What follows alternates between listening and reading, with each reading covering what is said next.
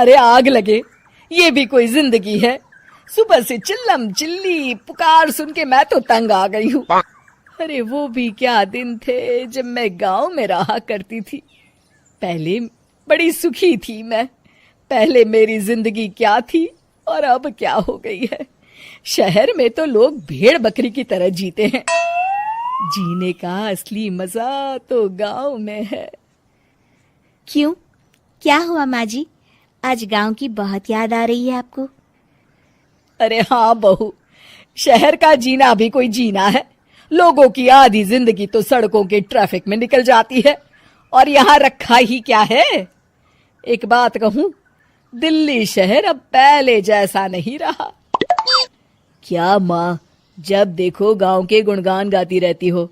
ठीक है, इस बार ना बच्चों के कॉलेज की छुट्टियों में हम सब गांव चलेंगे, ठीक है? हाँ, ये ठीक है। फिर कुछ दिनों के बाद सारा परिवार अपने गांव चला जाता है। अरे वाह, कितनी ताजी और साफ हवा है, कितनी शांति है यहाँ। चल बहू, अब बढ़िया सा खाना बना दे, मजे से आंगन में बैठ के खाएंगे। सुशीला गांव का माहौल देख बड़ी खुश होती है। 2 दिन के बाद गांव की कुछ औरतें सुशीला के घर आती हैं। बड़े दिनों के बाद गांव आई है सुशीला। हमें तो लगा कि तू शहर जाके गांव को भूल गई। और बतिया, तेरी बहू कैसी है? जरा मिलवा तो उससे। अरे मेरी बहू तो लाखों में एक है। बड़ी किस्मत वाली हूँ मैं जो मुझे जानकी जैसी बहू मिली है। हमेशा मेरी सेवा में लगी रहती है और आज तक कभी पलटकर जवाब नहीं दिया उसने। सुशीला की बातें सुनकर सभी औरतें हंसने लगती है।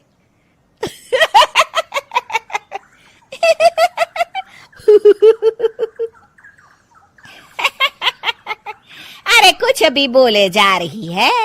तबीयत तो ठीक है? तेरी बहू चांद से आई है क्या? क्यों बहनों, दुनिया की कोई भी बहू अच्छी होती है क्या? सब औरतें ममता की हाँ में हाँ मिलाती हैं। अरे मैं तो कहती हूँ दुनिया की हर बहू सास का खून चूसने वाली डायन होती है, डायन। मैं तो एक बिल में 1000 सांप के साथ रह सकती हूँ, लेकिन अपनी बहू के साथ नहीं रह सकती। हाँ, तूने सही कहा। मेरी बहू तो तेरी बहू से भी 2 कदम आगे है। सब औरतों की बातें सुनकर ममता मन ही मन बड़बड़ाती है। अरे ये गांव सुधर गया, लेकिन औरतें नहीं सुधरी। अगर थोड़ी देर और इनकी बेवकूफी भरी बातें सुनूंगी तो मैं सच में पागल हो जाऊंगी। फिर सुशीला उन औरतों को घर से दफा कर देती है और राहत की सांस लेती है।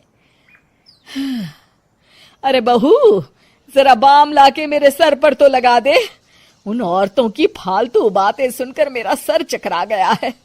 इस गांव की औरतों का तो भगवान ही मालिक है। फिर अगले दिन सुशीला की सास उससे कहती है, अरे बहू, तू यहाँ क्या आराम फरमाने आई है? आखिर ये तेरा ससुराल है। चल चल, घर के कामों में हाथ बटा। शहर में कुछ काम धाम तो करती नहीं है। जरा अपने आप को तो देख, कितनी मोटी हो गई है। सारा दिन घर का काम करने के बाद शाम को सुशीला, हाय मेरी कमर, हाय मेरे पैरों ने तो जवाब दे दिया। आज तो मुझसे मक्खी भी न मारी जाएगी। अरे बहू, जरा आकर मेरे हाथ पैर तो दबा दे। जी माँ जी, अभी आती हूँ। तभी सुशीला की सास जानकी को रोकते हुए कहती है, अरे रुक जा बहू, एक दिन काम करके इसको इसकी नानी याद आ गई। हम लोग तो रोज इतना काम करते हैं, कोई जरूरत नहीं इसके हाथ पैर दबाने की। सुबह तक सब ठीक हो जाएगा। सुशीला अपनी सास की बातें सुनकर हैरान रह जाती है। इस तरह धीरे धीरे गांव आने के बाद सुशीला की परेशानी शुरू हो जाती है। फिर एक दिन अरे आज तो मैं कपिल शर्मा देखूंगी क्योंकि आज संडे है। सुशीला जैसे ही टीवी ऑन करती है तभी बिजली कट जाती है। अरे सत्यानाश, इस बिजली को भी अभी जाना था। इतने दिनों से मैं टीवी सीरियल देख नहीं पाई। हमारा देश इतनी तरक्की कर रहा है, अरे पता नहीं ये गांव कब सुधरेगा।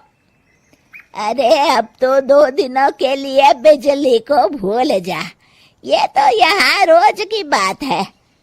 अब इस अंधेरे में रहने की आदत डाल ले। हाँ। हे भगवान, अब क्या होगा? ऊपर से इन मच्छरों ने जीना हराम कर रखा है।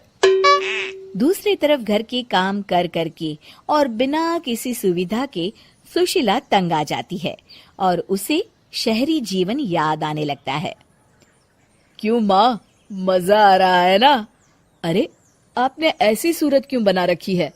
मुस्कुराइए, अब हम गांव में हैं। मोहन के साथ जानकी भी अपनी सास की खिंचाई करती है।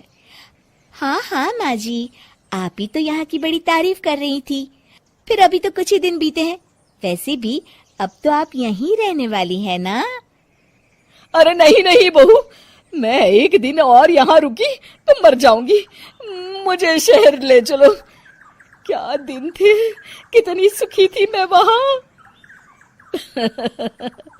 ठीक है माँ, हम कल ही वापस शहर चले जाएंगे। इस तरह सुशीला शहर आ जाती है और फिर कभी दोबारा गांव जाने की जिद नहीं करती।